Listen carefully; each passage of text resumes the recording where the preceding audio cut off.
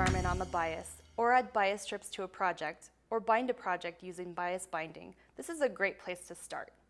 First, I'm going to discuss the basics of grain, then I'll teach you how to cut out a pattern piece on the bias, and then I'll show you some cool garments that will inspire you to get started. Lengthwise grain, or straight grain, are the strong warp threads that run lengthwise on the fabric. There's very little stretch because it's the main support of the weave. Crosswise grain are the weft threads that run widthwise on the fabric. There's slight stretch because they're woven over and under the warp threads. Bias is not technically a grain, but it refers to any diagonal from the lengthwise and crosswise grain. There's a lot of stretch on the bias, which makes it perfect for making garments.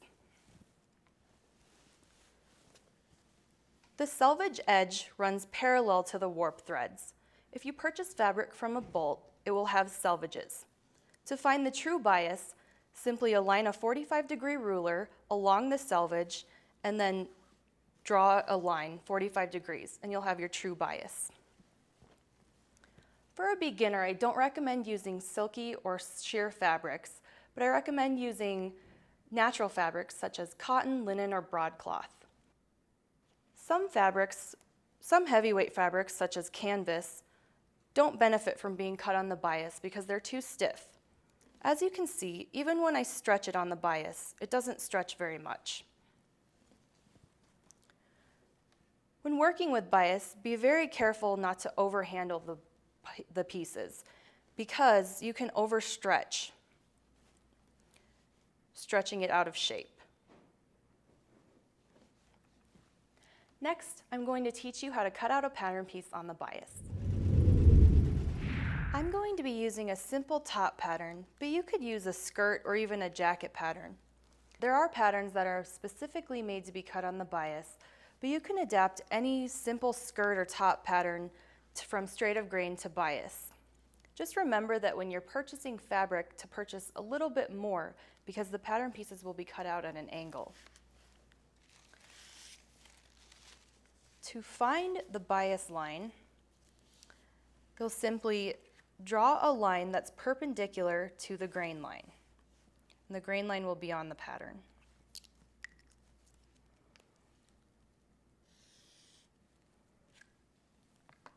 Then you'll fold the tissue over so that your line and the grain line intersect with the lines underneath the tissue.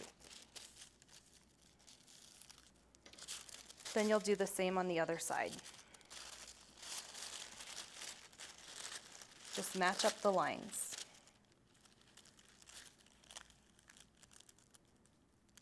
And you see?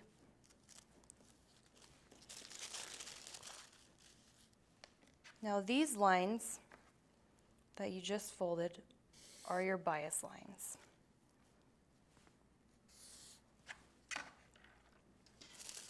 If you want to do this an easier way, simply use a 45-degree ruler.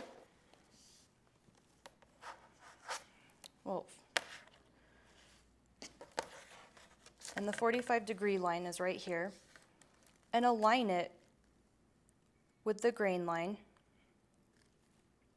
and the perpendicular line that you drew, and simply draw the bias lines.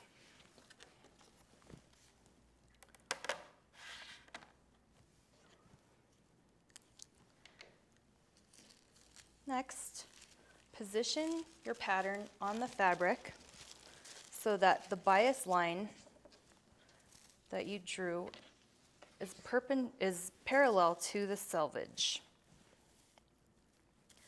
Pin the pattern to the fabric and cut it out. Just remember that when you're cutting out the pattern, you want to add wide seam allowances, about 1 to 2 inches, because the fabric will stretch significantly.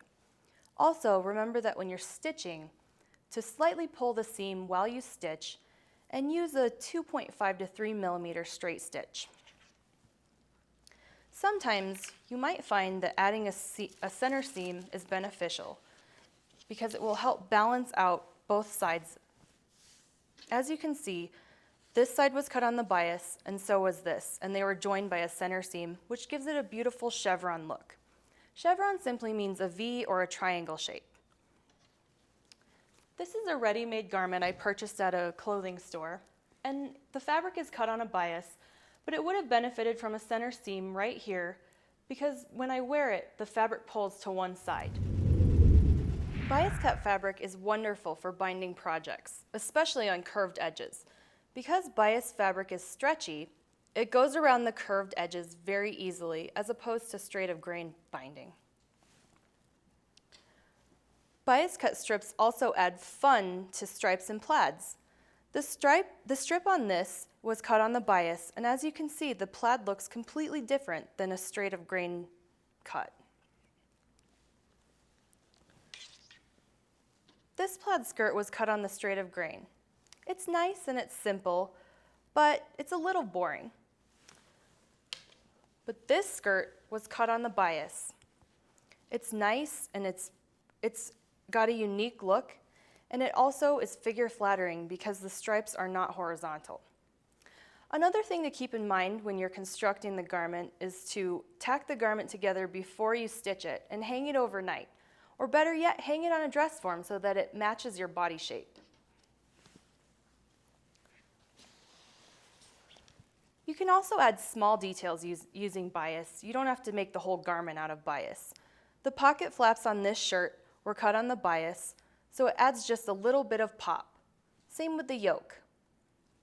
Small details can be really fun and interesting. Making garments on the bias isn't difficult, it just takes a little practice. I hope you make your next garment on the bias.